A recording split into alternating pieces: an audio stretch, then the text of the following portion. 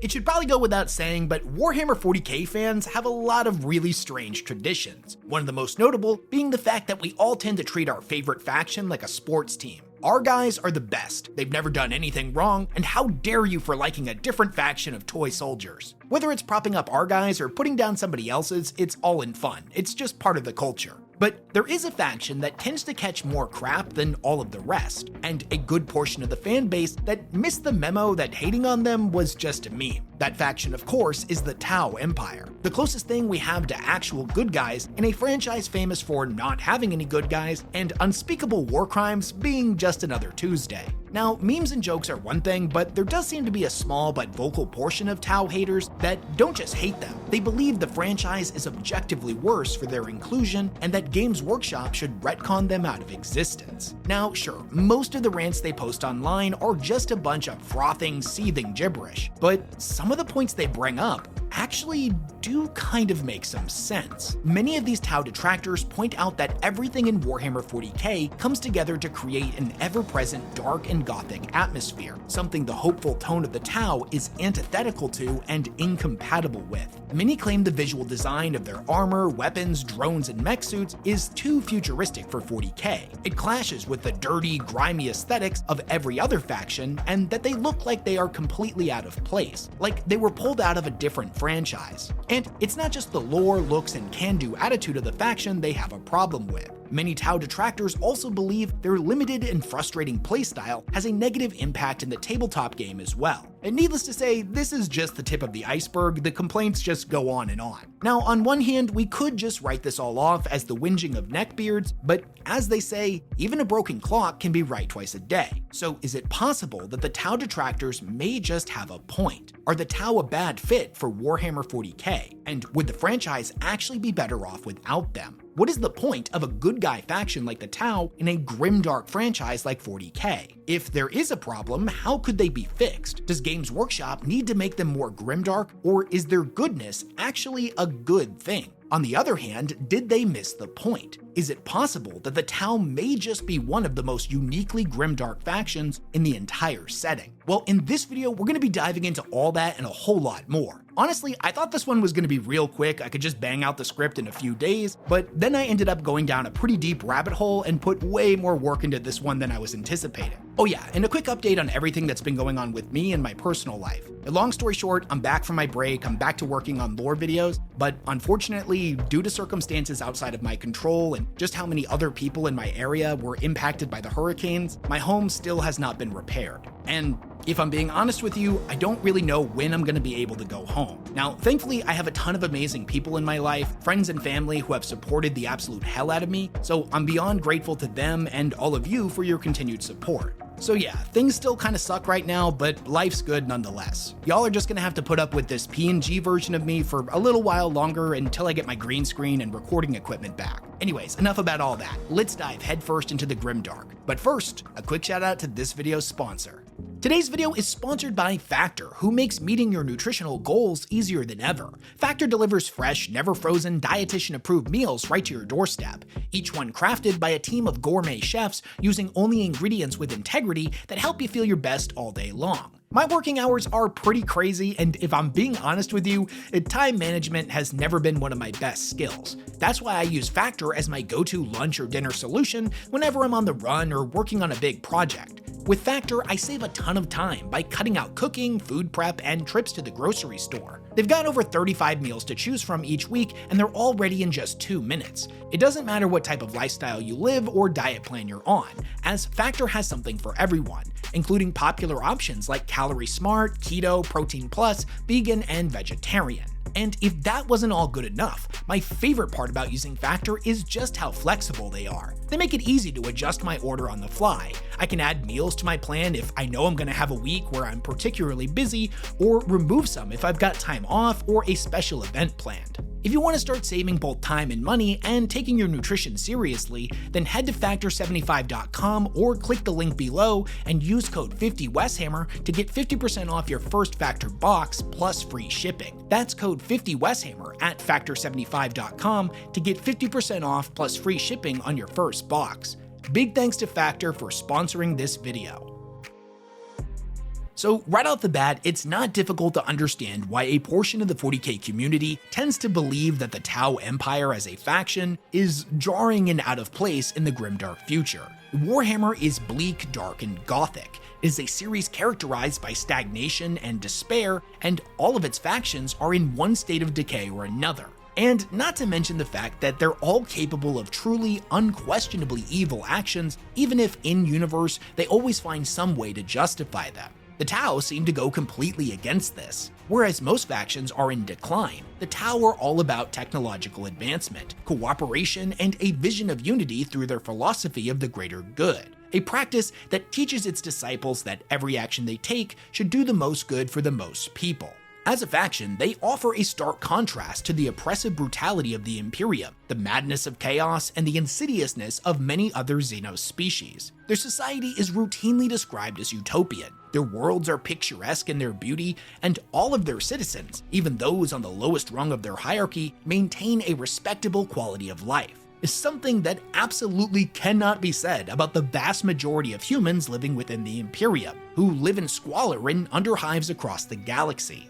The Tau are a faction that actually believes in peace and harmony, something that's kind of unheard of in the 41st millennium. Now, all that said, at the end of the day, this is still Warhammer 40K we're talking about. And though the Tau Empire certainly seems utopian by 40K's standards, it's still built upon the foundation of a rigid caste system, heavy-handed propaganda, and the iron grip of their ethereal overlords. So nobody's perfect. Now, it's true that the Tau see violence as a last resort, but when push comes to shove, violence is something that they're very good at. And the Tau can be downright brutal when waging war against all those that threaten the greater good. Like I said, just like everything else in 40K, they're not perfect. When you look at them through a real-world lens, there's definitely some questionable practices here. Even still, they're undoubtedly the closest thing we have to actual good guys in 40K. Now, over the years, many have questioned whether or not the inclusion of such a faction was a mistake on Games Workshop's part, an idea that I want to explore a bit more in this video. However, before we dive into the real meat and potatoes of this, I want to throw a quick disclaimer out there. It's my belief that when we're analyzing any piece of media, whether it's a book, film, TV show, video game, or massive sprawling franchise like 40K, it's unproductive to assume mistakes or oversights on the part of the authors. You don't have to like every choice or decision, but to better understand the author's intent, we must assume that every choice made was deliberate and done for a reason. After that, it's on us to deduce why they did something the way that they did, or why certain things were included, even if they first seem out of place. So with that framework in mind, I do not personally believe that the inclusion of an objectively good faction that's pretty young in comparison to everyone else was not a mistake nor an oversight. So then, what purpose do the Tau actually serve? What is gained by their inclusion in the 40K narrative? Now, right off the bat, you might assume that because they feel so out of place in 40K, that must mean the author did not understand the setting when they created them. However, this is actually a very common practice in literature. This is the author utilizing a contrasting element, a character, element, idea, or situation that is presented as the direct opposite of another prominent one within the text. This allows the writer to highlight differences and emphasize meaning through juxtaposition. In that sense, the Tau being a young, hopeful species that has yet to reach their peak potential is kind of a brilliant addition, as it gives us, the audience, a grounding point to see just how messed up all of the other factions really are, and more importantly, how far they've fallen.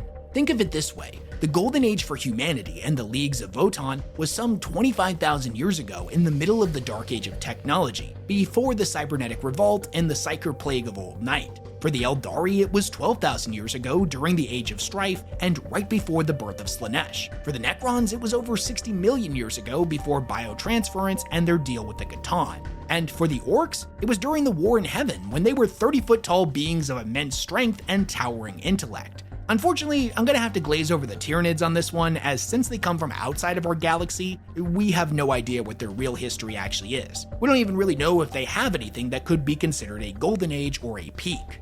In addition to what we consider the major factions in this galaxy, it's also filled with tons of other intelligent species. Thousands, if not millions of other empires have risen and fallen within the boundaries of the Milky Way. Some of them are lesser Xenos that show up in the stories from time to time, and we're only ever really given a few hints at what they're all about, or others were ones that went extinct a long time ago, and all we ever see is their ruins.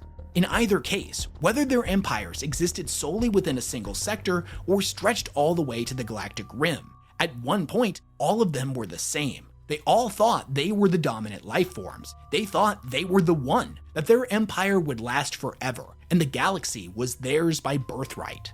They were once youthful and optimistic. They all experienced their peak of technology, and then they all fell into decline. In the end, all they ever truly inherited was stagnation, entropy, and a place reserved for them within the halls of extinction. By contrast, the Tau are still in that youthful stage. 3,000 years ago, they were cavemen fighting with sticks and stones, and now they're a spacefaring empire. They're still in their age of progress and enlightenment. They've not reached their peak nor their golden age, and they're certainly not in anything we could consider a state of decline. By examining their society and contrasting it with the Imperium, the author has given us a very useful narrative tool to better understand our own species. And not just how far we've fallen, but what humanity was like before the Imperium, before even the dark age of technology, back during our youth and our own age of progress, a time period where we shared a similar sense of hope, wonder, and optimism about the future.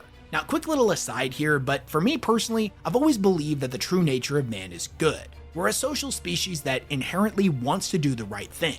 Though we're capable of great evil, it's not an inherent quality, but a learned behavior. In this sense, it's also my belief that the humans of 40K were once nearly identical to the Tau. They were solving all of their problems one by one. Their technology was rapidly advancing. They were experimenting with AI and faster-than-light travel. They likely pursued peace and diplomatic relationships with all of the new species they encountered, and violence was considered a last resort. They were young and optimistic and had not yet experienced the true horrors of the Milky Way. They had not yet grown bitter, cynical, and hateful with age and experience. In this sense, the Tau being a young and optimistic species does not make them out of place in the grimdark future. They're currently right now experiencing their own age of enlightenment, just like humanity did 30,000 years ago. They are simply the next species to rise to power, just like the Necrontyr, Eldar, and humanity before them, and they without question will not be the last. Also, on the topic of what they bring to the table, this one specifically isn't really about the lore, but I think it's another positive worth mentioning. The Tau being a good faction gives people who need someone to root for in order to enjoy a franchise like this, a faction that they can actually get behind. Many Tau fans I have spoken to in the past have told me that them being good is what attracted them to them in the first place, and it was through them that they learned to appreciate this bleak and miserable setting. Honestly, it's the same reason why the Salamanders are one of the most popular Space Marine chapters. Now, for me personally, when I pick up a 40K novel to read for fun, I tend to gravitate towards the objectively evil factions or the more morally gray ones like the Imperium. Like, with the Imperium in particular, it's specifically how messed up they are that makes them so much fun to read about. I'm definitely not one of those Imperium fans that tries to justify their actions. Like, the fact that they're so dark is what makes them interesting to me. So with that said, I do like the Tau as a faction, but when it comes to reading their novels, they're definitely lower on my priority list. But everybody's tastes are different, so in that sense, I appreciate that we have at least one good guy faction that allows more people to enjoy Warhammer.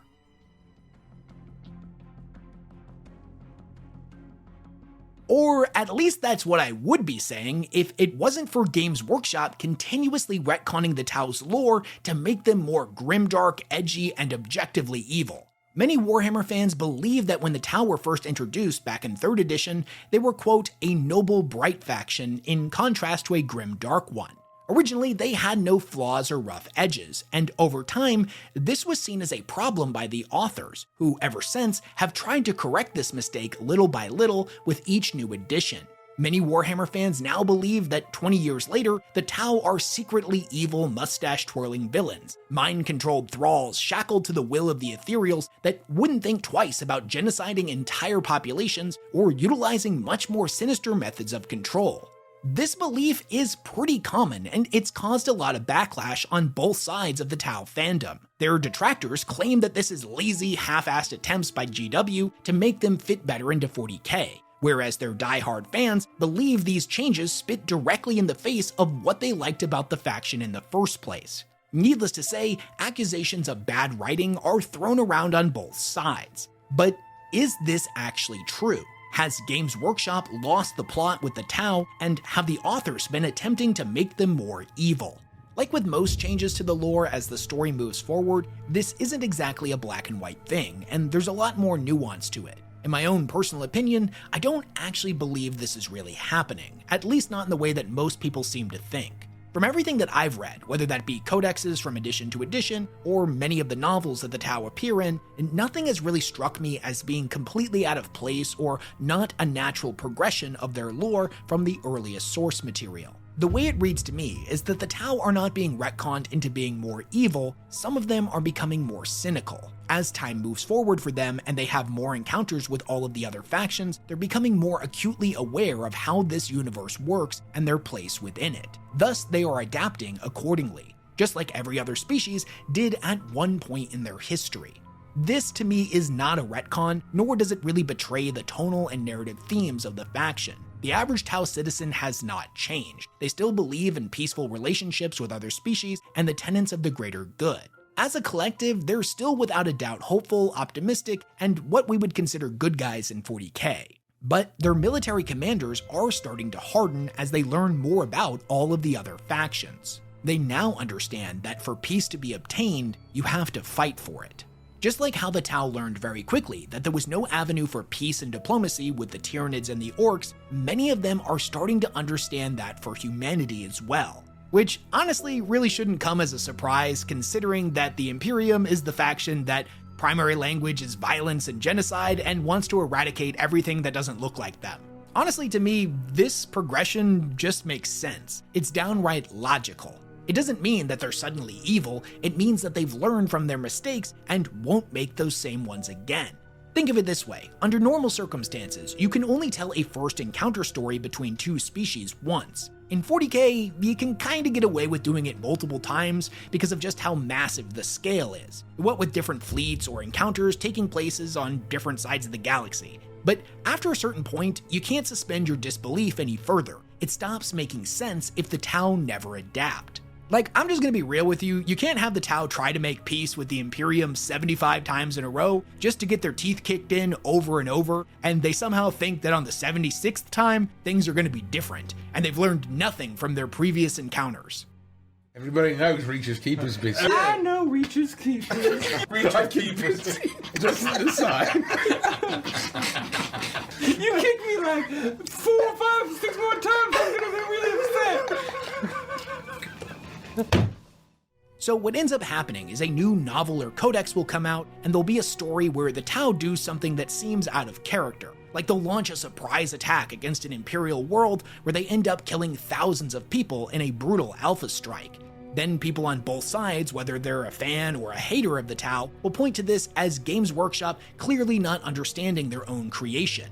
Why would the Tau do that, they say? Why didn't they send in the water caste first? Why didn't they at least declare their intentions and try to fight with honor, etc., etc.?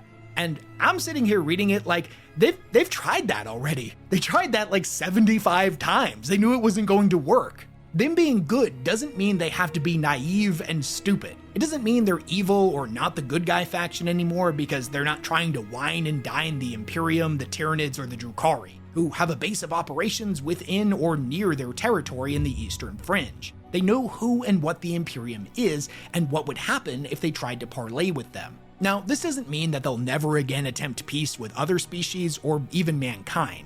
It just means that with factions like the Imperium, they've come to acknowledge them as an enemy, as a threat to both their way of life and the stability of the galaxy. They are an enemy of the greater good. Like, I'm gonna level with you. At the end of the day, this is still Warhammer. It's a franchise characterized by brutal, never-ending war, and the good guy faction is still gonna be part of that.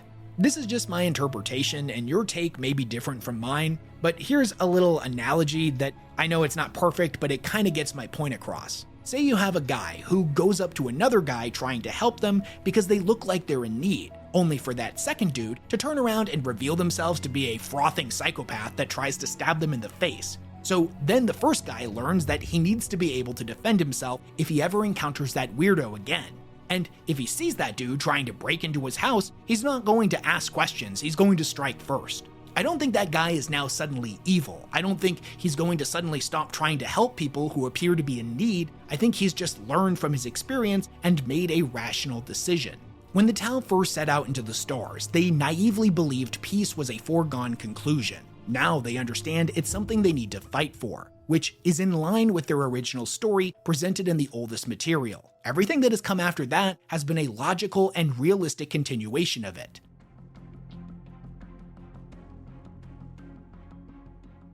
Fair warning, if I haven't lost you yet, I'm definitely about to, but just hear me out. Not only does this logical progression of their story not make them evil, but also in an ironic twist, it makes the Tau one of the most uniquely grimdark factions in the entire setting. And I know that sounds crazy, but just bear with me. To better understand this, we need to know what grimdark actually means. Now, I went over this in my recent video comparing the original Necrons to their more modern interpretation, so if you didn't watch that video, here's a quick recap with the relevant information.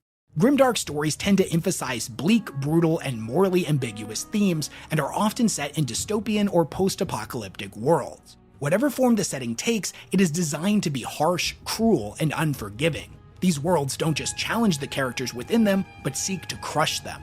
Happy endings are almost non-existent, and any victories that occur come at great cost, often feeling temporary at best. Violence in these stories is commonplace, and often used as a narrative tool to highlight just how harsh the world really is. Now, when ethical dilemmas arise in a grimdark story, they often involve choosing the lesser evil with no true good outcome. Entropy is an unchanging constant, and any character's attempt to mend or fix this broken world often fail or lead to unintended consequences. When it comes to grimdark characters, the line between hero and villain is traditionally blurred. These characters are complex and deeply flawed. Positive traits like optimism or heroism have a tendency to either be subverted or punished, while selfish and brutal acts are rewarded, even if that reward traditionally is nothing greater than survival. Individuals in positions of power in a grimdark story are traditionally portrayed as being corrupt, oppressive, or incompetent. Additionally, and to me this is important to the Necrons specifically, grimdark stories are often tragic in nature. They are bleak, hopeless, and permeated by persistent feelings of ultimate futility, existential dread, despair, cynicism, and cosmic indifference. With all that said, it's no wonder why many people look at the Tau and automatically assume that they aren't grimdark. Normally, that's because a lot of people tend to get fixated on the hyper-violent and evil parts of grimdark fiction. But here's the thing, being good and being grimdark are not mutually exclusive. The Tau focus on different grimdark elements just like every other faction does, which makes them an important piece of the overall narrative of the entire franchise. It's aggressively oversimplifying it, but with the Tau, we get a story wherein this young species is continuously forced to weigh their hope, optimism, and harmony promised by the philosophy of the greater good against the discordant reality they now find themselves in the grimdark future. If you allow me to briefly anthropomorphize the factions into characters in their own right, we're watching a bunch of cynical old men look at the new kid on the block, a young guy fresh out of school ready to take on the world, only for that very same world to continuously beat him down and force him to grapple with the same existential dreads, fears, doubts, and challenges that all of the old men faced when they were his age. They, and through them, we as the audience, are watching in real time as all of that kid's hopes and dreams are murdered one by one, knowing that he will become a cynical old just like the rest of them. What we're seeing with the Tau, what makes them actually grimdark, isn't some BS mind control pheromones or any nonsense like that. Which, by the way, that's not canon. For all intents and purposes, the Ethereals have the same commanding and charismatic presence as a Primarch, or to a lesser extent the Emperor. But I'm getting off topic. What makes them grimdark is the futile struggle against inevitability and the death of innocence. There's this deep sense of melancholy and dramatic irony with the Tau. We as the audience are privy to information that they are not. We know the reality of this galaxy, and we know what is coming for them. Maybe it will take 1,000 years, maybe 10,000, but little by little, The grimdark future will chip away at their hopes and ambitions, just like it did with all those that came before. It will force them to choose what is more important, their beliefs or the survival of their species. In other words, the Tau being good ironically reinforces the misery and despair of the 41st millennium. The Tau do not undermine the franchise's themes, they reinforce them. They are not immune to the setting's cruelty, they are next in line to be consumed by it. Now, that's all pretty heavy and bleak, and I should point out that technically speaking, the Tau are much better equipped than humanity or the Eldar to actually succeed in spreading peace. They have less of a footprint in the warp than most plant life does, and thus are not as easily manipulated by chaos. Just going off of all of those who have come before, there's still like a 99% chance that they're going to end up just like everybody else, but that 1% chance where they actually succeed and unite the entire galaxy under the greater good does manage to keep hope alive, even if it's just a small glimmer compared to the optimism that they felt when they first set out into the stars.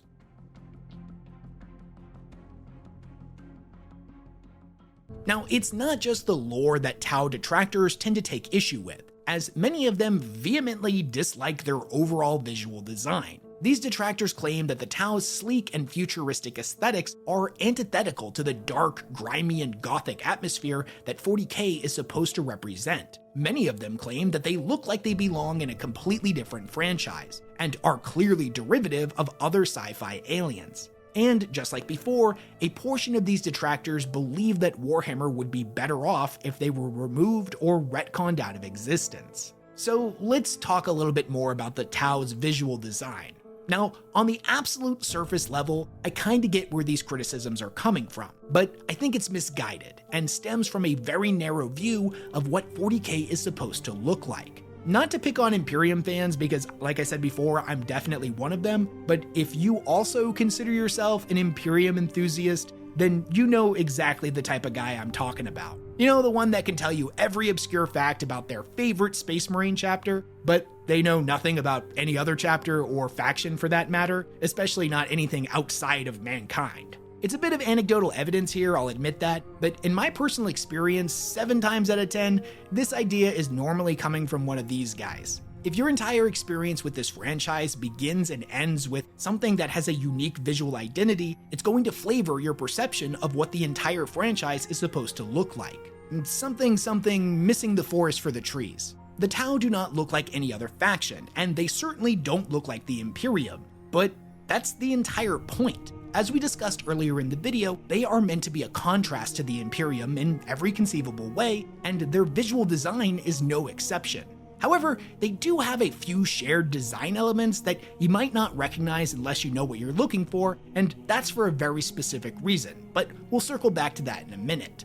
First, calling the Tau sleek and futuristic in the context of 40K is not the unique criticism that these detractors think it is. Sure, being sleek and futuristic is out of place for the Imperium, but not for other species. The Eldar and the Necrons both have sleek and futuristic designs, but all 3 of these factions do this in their own unique way. The aesthetics of the Eldar emphasize alien elegance and inhuman otherness, with their curved, unnatural shapes that are literally sung into existence via wraithbone. The visual design of the Necrons, on the other hand, use the tried and tested combination of bizarre alien machinery with ancient Egyptian symbolism to convey to the audience themes of something being both old and new, both ancient and futuristic at the same time.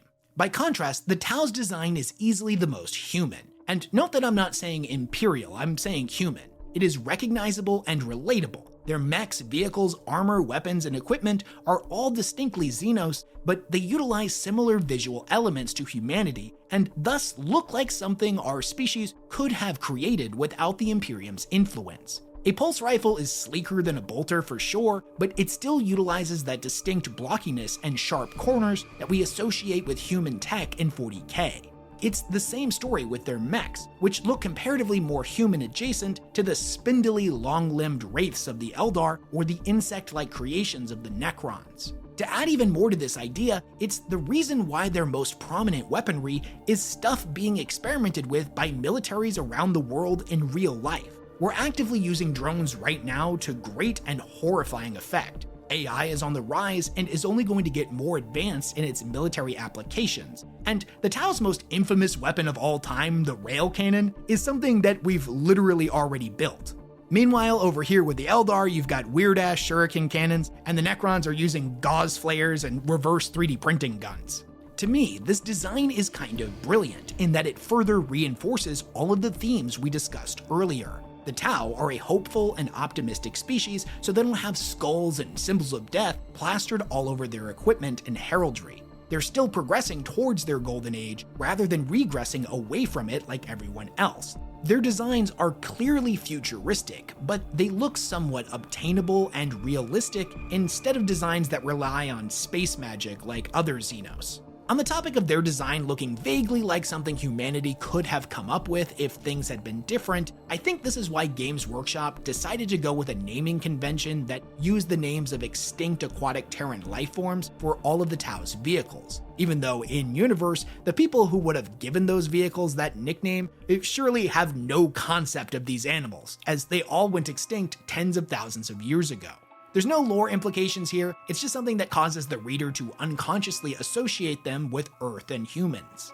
So yeah, a little bit rambly there, but in conclusion, I don't believe anything about the Tau's design is out of place. Just like all of the other factions, every element exists for a reason. Their design succeeds because it manages to convey an enormous amount of information to the audience with a single glance, even if some of those messages are unconscious. Before moving on to the last little bit of this video, I do quickly want to address them being derivative of other science fiction franchises, as the Tau detractors tend to point out, saying that they look like they came from Halo or Gundam. This little factoid is not quite the own that Tau detractors think it is, as everything in 40K is derivative of something that came before.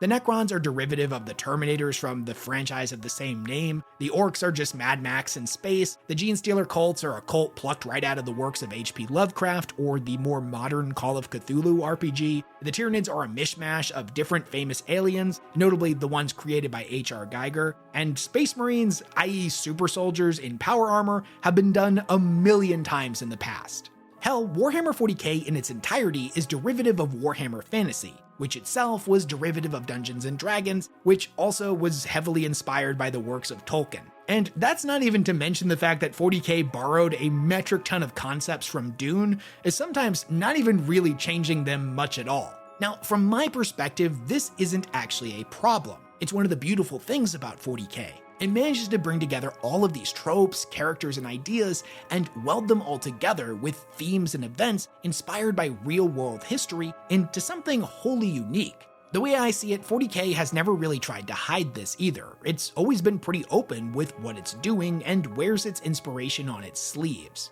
So to single out the Tau and call them derivative, as if everything else in 40K isn't also derivative, is like trying to accuse them of having plot armor, while conveniently forgetting that quite literally everything in this franchise and every named character also has plot armor.